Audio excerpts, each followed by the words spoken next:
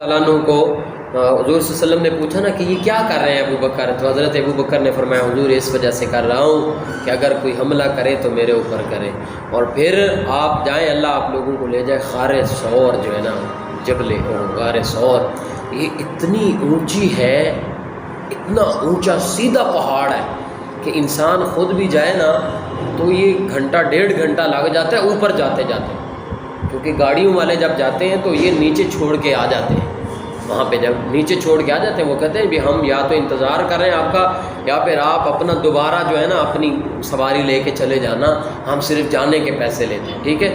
اور آپ نے اگر اوپر جانا ہے نا تو اس کے لیے سب سے بیسٹ یہ کہ آپ صبح فجر کی نماز پڑھیں، فجر کی نماز پڑھ کے فوراً نکل جائیں، ٹھیک ہے، فوراً نکل جائیں وہاں، اور وہاں جائیں گاڑی والے کو لے جائیں، جانے کے پیسے دیں اور اسے پھر بھیج دیں، ٹھیک ہے، تاکہ وہ انتظار نہ کرتا رہے، پھر آپ پیدل اوپر۔ راستے بنے ہوئے تو ہیں، آج بھی وہ مشکل ترین راستے ہیں کہ ایسے کبھی ایسے کبھی ایسے، او بڑی ڈیڑھ گھنٹہ لگتا ہے بندہ اوپر جا کے پہنچتا ہے۔ آپ خود سوچیں کہ حضور کو کندھوں پہ بٹھا کے حضرت ابو بکر نے اٹھایا، اور اٹھا کر کے کیا کیا، حضور صلی اللہ علیہ وسلم کو لے کر کے گئے، اور غار ثور میں پھر کیا واقعہ پیش آیا آپ نے خود دیکھا ہوگا کہ ادھر سے کافروں نے بھی کیا کیا، پیچھا کیا حضور صلی اللہ علیہ وسلم کا، اور حضرت ابو بکر حضور کو لے کر کے تشریف لے گئے تھے، اور پھر جب غار کے دہانے پر پہنچے حضور صلی اللہ علیہ وسلم سے فرمایا حضور آپ ٹھہریں، میں ذرا اندر چیک کر لوں کہ کوئی جانور کوئی تکلیف دینے والی چیز تو نہیں ہے۔ آپ نے غار کو صاف کیا،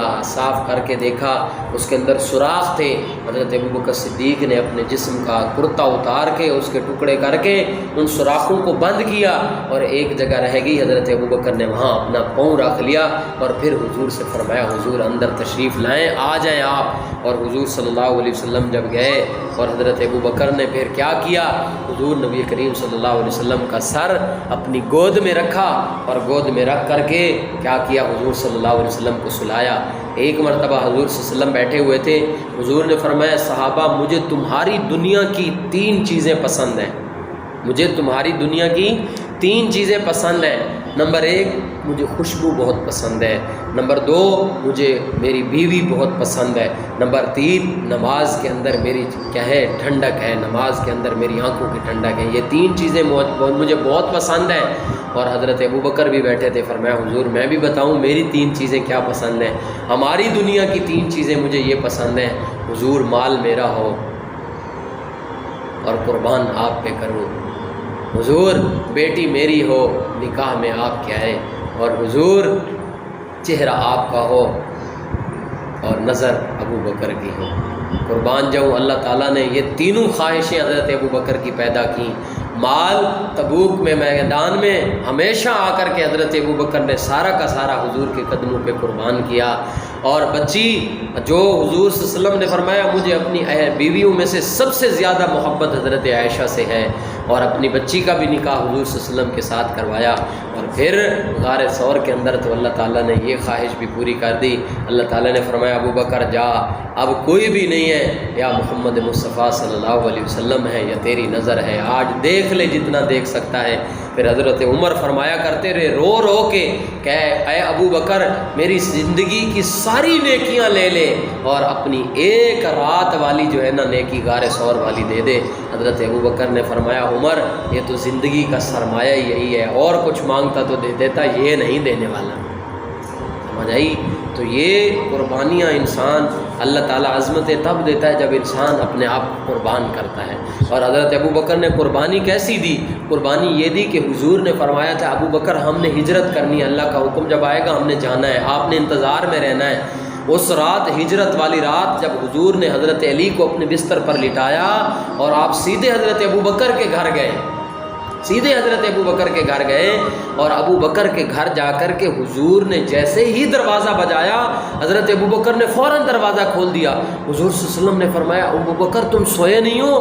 حضرت ابو بکر نے فرمایا حضور جب سے آپ نے فرمایا ہے نا ہم نے جانا ہے ہجرت کے لیے، اللہ کا حکم جب آئے گا، اے حضور اس رات سے لے کے اس دن سے لے کے آج تک رات کو نہیں سویا ہوں، اس لیے کہ کہیں حضور آئیں، حضور دروازے پہ دستک دیں اور ابو بکر سویا ہوا ہو، حضور کو انتظار کرنا پڑے۔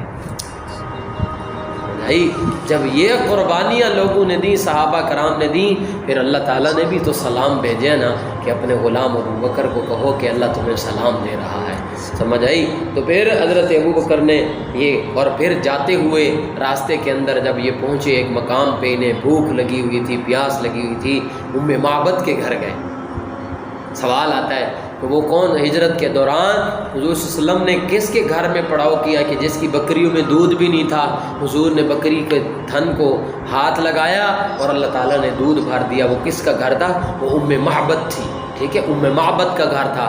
یہ گئے جب تو اس بوڑھی ماں سے کہا کہ آج ہم رہنا چاہتے ہیں، ہمیں یہاں جگہ چاہیے۔ نے کہا رہ لیں، کوئی بات نہیں بچوں۔ حضور کے چہرے کو دیکھا، اتنا حسین خوبصورت جمیل، اور پھر حضور صلی اللہ علیہ وسلم نے فرمایا ابو بکر انہیں کہیں اگر تمہاری اجازت ہو تو ہم یہ بکری کا دودھ دھو لیں۔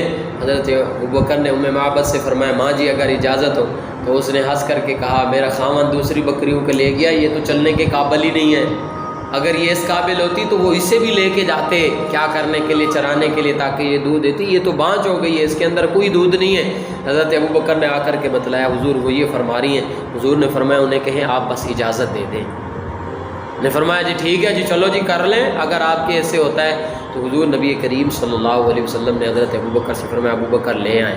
ابو بکر اس بکری کو اٹھا کر کے جو چل بھی نہیں سکتی حضور کے پاس لائے۔ حضور نے اس کی کمر پہ ہاتھ پھیرا اور ایسے دودھ آیا تھنوں کے اندر، اور حضرت ابو بکر نے دوہنا شروع کیا۔ ام معبد سے فرمایا آج برتن لے آئیں، جتنے بھی گھر کے برتن ہیں سارے برتن دودھ سے بھر دیے حضرت ابو بکر نے۔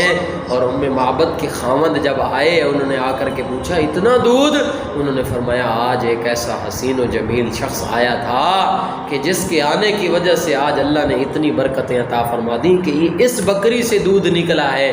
تو ام معبد کے خاوند وہ ان سے لڑنے لگ گئے کہ ایسا انسان آیا اور آپ نے مجھے نہیں بتایا، آج کے بعد وہ جب بھی کبھی یہاں پر پہ آئے میں جہاں بھی ہوں تم نے فوراً مجھے بلا لینا ہے، سمجھ آئی؟ تو یہ واقعہ بھی ہجرت کے دوران ہوا۔ اور پھر حضور صلی اللہ علیہ وسلم نے جب ہجرت کی 8 دن سفر کیا۔ یہ بھی سوال آتا ہے کہ حضور کتنے دن سفر میں رہے اور کتنے دن کے بعد مکہ سے مدینہ پہنچے۔ حضور صلی اللہ علیہ وسلم مکہ سے مدینہ 8 دن کے سفر طے کرنے کے بعد قباء نامی مسجد کے پاس پہنچے۔ قباء نامی مقام پہ حضور نے وہاں پڑاؤ کیا، اور اسلام کی پہلی مسجد بھی کون سی ہے؟ مسجد قباء ہے۔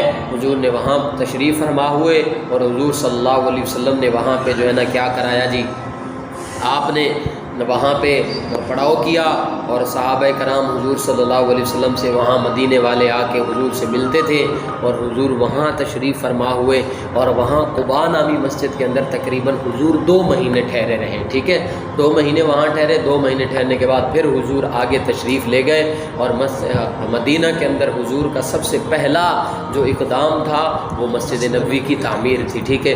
حضور نے مسجد نبوی کی جگہ 2 یتیموں سے خریدی، حضرت ابو بکر نے خرید کر کے دی، اور حضور نے وہاں مسجد نبوی بنائی۔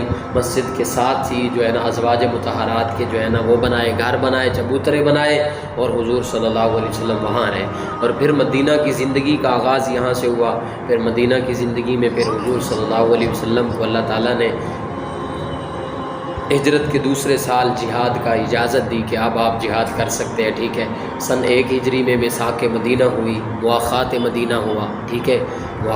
میثاق مدینہ جو تھی اس کے 7 جو ہے نا حصے تھے، اور 53 دفعات پر مشتمل وہ میثاق مدینہ تھی، ٹھیک ہے۔ پوچھتے ہیں کہ میثاق مدینہ کی جو دفعات تھی وہ کتنے حصوں پر، کتنے اس پر مشتمل تھی؟ وہ 53 دفعات پر مشتمل تھی میثاق مدینہ، جو حضور نبی کریم صلی اللہ علیہ وسلم نے وہاں پر پہ قائم کیا تھا۔ اور حضور صلی اللہ علیہ وسلم نے پھر وہاں پہ سن 1 ہجری کے اندر جو ہے نا یہ ہوا، میثاق مدینہ ہوا، مواخات مدینہ قائم ہوا۔ مواخات مدینہ کے اندر حضور نے سارے صحابہ کرام کو جو ہے نا کیا کیا، بھائی بھائی بنایا، اور آپ نے اپنے لیے حضرت علی رضی اللہ تعالیٰ عنہ کو اپنا بھائی بنایا، اور پھر حضرت علی سے فرمایا آپ دنیا میں بھی میرے بھائی ہیں اور آخرت میں بھی میرے کیا ہوں گے؟ بھائی ہوں گے۔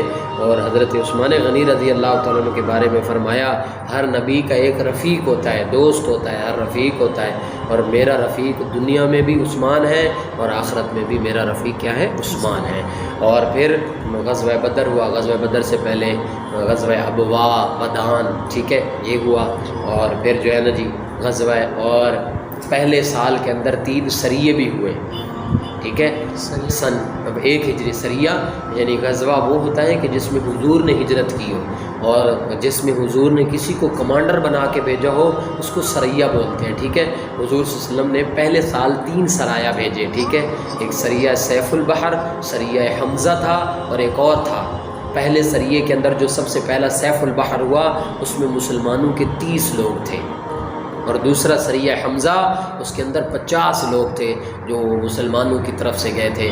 اور پہلا غزوہ پھر غزوہ بدر ہوا، پھر احد ہوا، پھر جو ہے نا جی احزاب ہوا. ٹھیک ہے جی اور پھر اسی طرح حنین، خندق اور جو ہے نا جی اور آخری غزوہ حضور صلی اللہ علیہ وسلم کا کون سا ہوا؟ جنگ یرموک ہوئی. ٹھیک ہے یرموک. اور پھر جو ہے نا حضور صلی اللہ علیہ وسلم سن 11 ہجری کو آپ صلی اللہ علیہ وسلم نے دنیا سے جو ہے نا وصال فرمایا، اور ربیع الاول کے مہینے میں 63 سال کی زندگی پا کے اور حضور صلی اللہ علیہ وسلم کو مدینہ کے اندر مسجد نبوی کے اندر آپ صلی اللہ علیہ وسلم کو کیا کیا گیا؟ مدفون کیا گیا. اور حضور صلی اللہ علیہ وسلم وہاں پہ مدفون ہے. اور حضور صلی اللہ علیہ وسلم کے زندگی کے اندر جو ہے نا جی ایسے مدینہ کی زندگی میں بھی حضور نے بڑے بڑے جو روم، فارس، ایران کے بادشاہ تھے ان کی طرف خطوں کو بھی بھیجا، خطوط بھیجے. ٹھیک ہو گیا. اور پھر حضور صلی اللہ علیہ وسلم نے کیا ہوتا ہے جی، اور آخری وقت میں جب حضور صلی اللہ علیہ وسلم کا وصال مبارک ہوا تو آپ صلی اللہ علیہ وسلم کو کون سی بیماری لاحق ہوئی؟ سر درد ہوا، بخار ہوا. ٹھیک ہے حضور صلی اللہ علیہ وسلم کچھ عرصے کے علالت کے بعد جو ہے نا حضور صلی اللہ علیہ وسلم دنیا سے وصال فرما گئے اور پردہ فرمایا. تو حضور صلی اللہ علیہ وسلم کو جو ہے نا جی کیا غسل دینے والے حضرت عباس، حضرت فضل بن عباس، حضرت علی رضی اللہ تعالیٰ عنہ تھے، اور قبر کے اندر حضرت عباس نے اتارا اور حضرت فضل بن عباس رضی اللہ تعالیٰ عنہ نے اتارا. تو اس طرح حضور صلی اللہ علیہ وسلم اس دنیا کے اندر 63 سال کی زندگی گزار کے ہمارے لیے اپنا اسوہ حسنہ، ہمارے لیے اپنا نمونہ چھوڑ کر کے اس دنیا سے گئے. اللہ تعالیٰ سے دعا ہے اللہ تعالیٰ ہمیں اپنے پیارے حبیب صلی اللہ علیہ وسلم سے سچی محبت نصیب فرمائے اور حضور صلی اللہ علیہ وسلم کا سچا عاشق بننے کی توفیق عطا فرمائے.